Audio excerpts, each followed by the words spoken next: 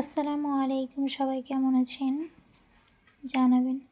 তো দেখেন হাজব্যান্ড কার সঙ্গে কথা বলছিল, আর ঈদের কেনাকাটা করতে চলে এলাম আর কি। ভিডিও থাম্বনেল দেখে অবশ্য বুঝে যাবেন যে ঈদের কেনাকাটা করতে এসেছি। এই যে শাড়িগুলো দেখছেন, এগুলোর মধ্যে একটা শাড়ি আমি নিলাম, তো ওগুলো তো আর দেখবো না, সেগুলো রাখতে যাচ্ছে। তো একটু আমি দোকানটা ঘুরিয়ে দেখে দিই। এগুলো কিন্তু প্যাকেট দেখা যাচ্ছে, জামাগুলো কিন্তু দেখা যাচ্ছে না, ঝোলানো নেই জামাগুলো, কিন্তু এই খাপগুলোতে খুব সুন্দর সুন্দর ড্রেস ভরা আছে। তো দেখেন কত সুন্দর সুন্দর এই যে কাঁচ সেট সিল্ক শাড়িও কিন্তু আমি একটা নেব, সেই জন্য পছন্দ করছিলাম। আর এই যে মাওলানা বস্ত্রালয়, এই দোকানেই আমি কিন্তু বরাবর কেনাকাটা করি। আর এখানে কিন্তু পাইকারি রেটেও খুবই অল্প দামে কেনাকাটা করা যায়, বা আপনি ব্যবসা করতেও পারেন এখানে কিনে নিয়ে গিয়ে।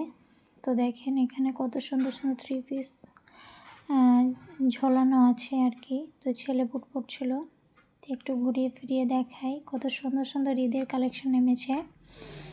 তো কি বলবো, এত সুন্দর সুন্দর, কিন্তু আমার এই যে ঝোলানো 3 পিসগুলো ছিল, এগুলোর প্রতি আমার কোনো ইন্টারেস্ট নেই। তো চলেন বাড়ি গিয়ে দেখাচ্ছি। তো দেখেন এই যে কাঁচ সেট সিল্ক শাড়ি, আসলে এটা আমার কিন্তু পছন্দ নয়।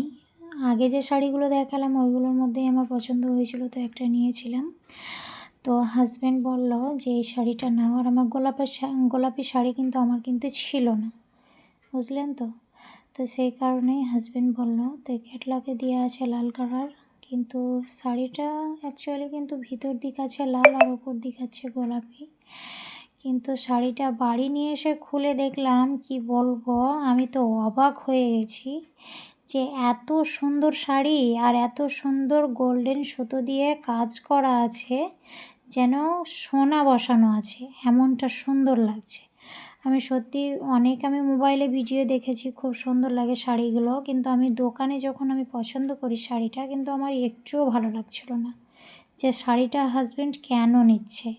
কিন্তু আমি বাড়ি নিয়ে এসে দেখি সত্যি খুব সুন্দর শাড়ি, আর কিন্তু ব্লাউজ পিসও আছে। তো দেখেই অবশ্য বুঝতে পারছেন যে কত সুন্দর, দেখেন কাজ করা আছে কত সুন্দর। আর এই টাইপের শাড়ি কিন্তু আমি অল্পই পরি, আর শাড়ি পরতে আমি খুব একটা পছন্দ করি না, কিন্তু আমাকে শাড়িতেই কিন্তু মানায়। সবাই আমাকে শাড়ি পরতেই বলে, কিন্তু আমি কি বলবো, এই মাথা গোটাই ঢেকে থাকা, পুরোটাই ঢাকা থাকে শাড়ি, এই কারণেই আর কি আমি পরতে চাই না। শাড়ি অলরেডি অনেক শোকেসে লোড করা আছে, সেগুলো আমি পরি না, কিন্তু আমি এই জন্য নিতে চাইছিলাম না। আমি অ্যাকচুয়ালি নিতে গিয়েছিলাম যে জ্যাকেটওয়ালা যে 3 পিস পাকিস্তানি উঠেছে, ওগুলো আমি নিতে চাইছিলাম, কিন্তু ওখানে ভালো পেলাম না। তার মধ্যে সবাই শাড়িগুলো দেখছিল, আর এই শাড়িগুলো কিন্তু খুব চলছে, সেই কারণে হাজব্যান্ড বললো একটা নিতে। কিন্তু আমি অন্য শাড়ি পছন্দ করেছিলাম, ওটা তো নিলামই, আবার এটা বলছে তুমি এটাও নিয়ে নাও। তো কি বলবো, আমি তো কিনতেই চাইছিলাম না। তো দেখেন কাঁচের খাপটা। তো আর একটা শাড়ি আমার পছন্দের শাড়ি যেটা নিয়েছি, আর এই কালারের শাড়ি কিন্তু নেই, এমনি কালার আছে কিন্তু একটু অন্য টাইপের। তো এই কালারটা একটু অল্পই পরেছি আমি, সেই কারণে আমি এই কালারটা নিলাম। ব্লাউজ পিস অবশ্য আছে, কিন্তু ব্লাউজের পিস আমার তো শরীর একটু অসুস্থ, সেই কারণে একটা আমি বানাতে পারবো না, সেই কারণেই কিন্তু আমি একটা ব্লাউজ রেডিমেড নিয়ে নিয়েছি আর কি ঈদের দিন পরার জন্য।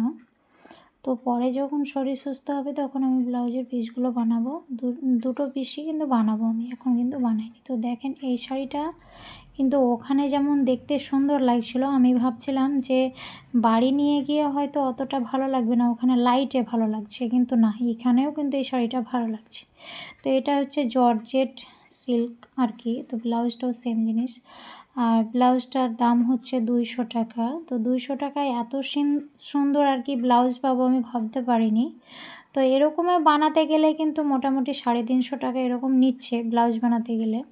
তো আমাকে তো বাইরে বানাতে হয় না, আমি নিজে বানাতে পারি, সালোয়ার কামিজ বলেন বা ব্লাউজ বলেন। তো দেখেন এত সুন্দর কাজ করা আছে, সব গোল্ডেন সুতো দিয়ে কাজ করা আছে, আর পাথরও মাঝে মধ্যে সোনালি বসা আছে, কিন্তু সত্যি কাপড়টা খুব সুন্দর। তো দুটো শাড়ি তো দেখালাম, দাম তো বলিনি আপনাদেরকে। তো আপনারা আইডিয়া করে বলবেন শাড়িগুলোর দাম কত, আর কমেন্টে জানাবেন দুটো শাড়ির মধ্যে কোন শাড়িটা বেস্ট আর কি, কোন শাড়িটা ভালো। তো আল্লাহ হাফেজ, বাই বাই, সবাই ভালো থাকবেন, সুস্থ থাকবেন।